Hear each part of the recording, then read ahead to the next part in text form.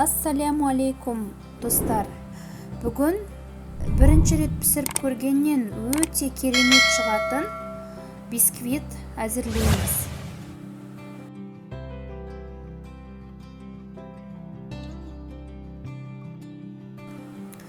Ең алдымен бөлме температурасындағы 6 жұмыртқаға суды араластырып миксерлейміз. Жұмыртқалы массамыз кішкене ағарып көпіргенде қантты бөліп салып, жақсылап миксерлейміз. Тура 5 минут миксерлеңіз. 5 минут миксерлегеннен кейін құрғақ ингредиенттерімізді сытадан өткізіп дайындап аламыз. Ол үшін бізге ұн, кукуруз крахмалы және разрыхлитель қажет болады. Жақсылап сытадан өткізіп, елеп алғаннан кейін жұмыртқалы массамызға бөліп салып, төменнен жоғары қарай лопатаның көмегімен араластырамыз.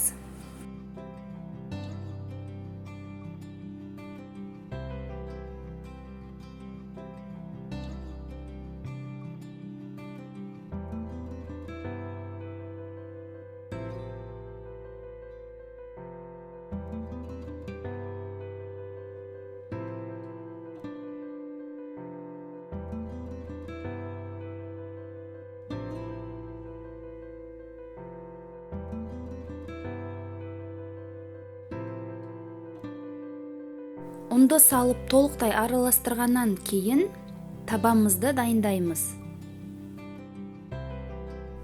Видеодағыдай етіп, кольцоның астына фольга мен пергамент қағазын төсеп, кольцоны қойып, шеттерін жоғары көтеріп жабамыз. Бұл бізде ішіне сұйық масса құйылғаннан кейін сыртына ағып кетпеуді қамтамасыз етеді.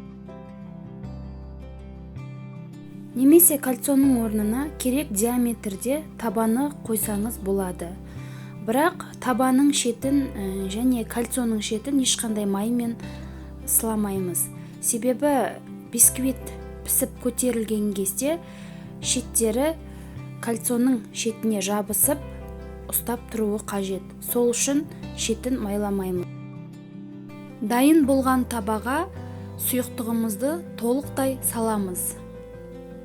Одан кейін 150-160 градусқа қызып тұрған пешке тура 1 сағатқа салып пісіріп аламыз. 1 сағат өткеннен кейін ағаш таяқшаны бисквиттің ортасына салып көріп піскен-піспегенін қараймыз. Егер ағаш таяқша құрғақ болып шықса, онда бисквиттің піскені. Одан кейін бисквитті пештен шығарып, решетканың үстіне төмен қаратып төңкеріп қойып суытамыз. Толықтай суығаннан кейін видеодағыдай етіп, табаның шетін пышақпен бір айналдырып өтіп, ішінен бисквитті босатамыз. Дәл осы рецептпен бисквитті пісірсеңіздер, керемет нәтижеге жетесіздер. Бисквит өте жұмсақ, биік болып шығады.